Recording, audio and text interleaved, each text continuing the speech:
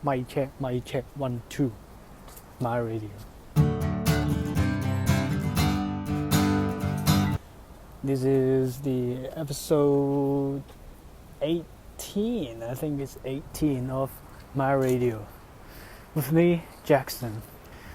Today is a lovely day and I think I would talk about something I mentioned in the previous episode.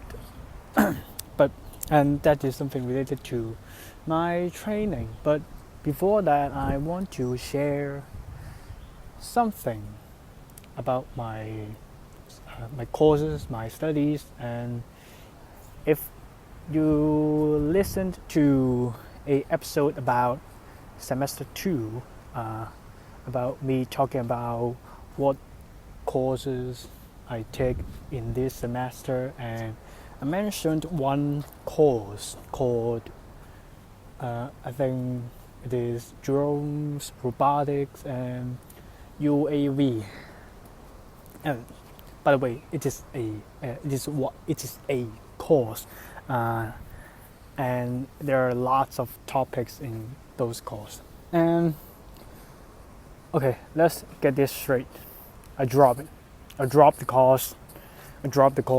Why? Because of the workload. So for this course, there's no examination, there's no examination, there's no midterms, there's no assignment. All I need to do is the group projects.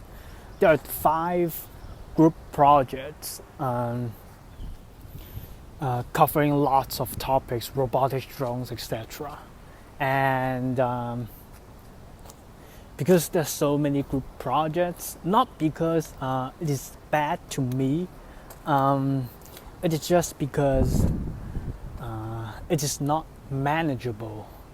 What I mean by that is comparing to other courses that I take, compared to engineering courses. So for them, I have kind of a standard study approach, like understand the concept, know how to use the formula to solve the problems.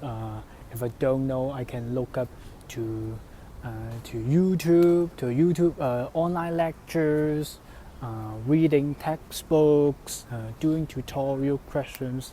So you can see, you can realize that there's a standard approach, standard method to study, to get prepared for the examination for these courses. But for this time, because this is a new courses, new teaching method, new way of studying, lots of group projects, and by the way, they are good, but because I have some commitment to myself before the semester 2, like such as my radio, my training,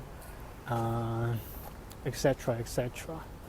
So I can foresee that if I take this course, I need to put in more hours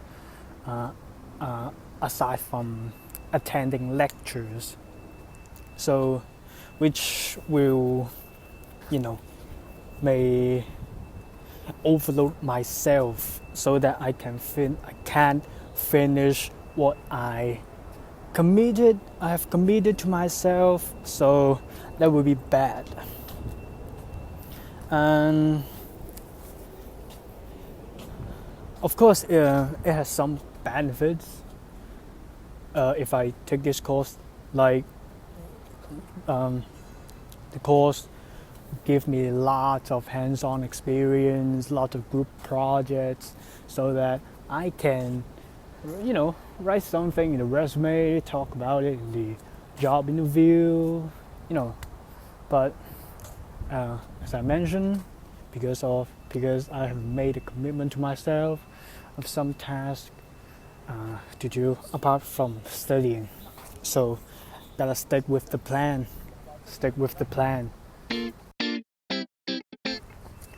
Okay, so the second thing would be a follow-up of the previous episode. That is, okay. Yesterday, I have a training as usual, a scheduled training, a full body workout. So the first workout was pull-up. So I do five sets of a couple of repetitions, and I realized that when I do the pull-up at the very beginning moment, at the initial pull, I realized that my body would tilt one side, and I felt that there's a sense of imbalance in terms of my lats, my back, and at that time I was not sure which side was weaker. Okay, so then I got back home and took a picture of me to see whether there's an imbalance in terms of muscle size, but I found out that the size difference was not significant, it was not obvious. But when I try to contract the lats, there's something, the feeling that one side is weaker than the others. But right now I'm not so sure what approach, what I should do to overcome that imbalance, because it is not related to the size. I think it is more related to the neurological side. What I mean by that is the control the muscles. So maybe I will train a couple times more in the future and see whether I should modify my training program.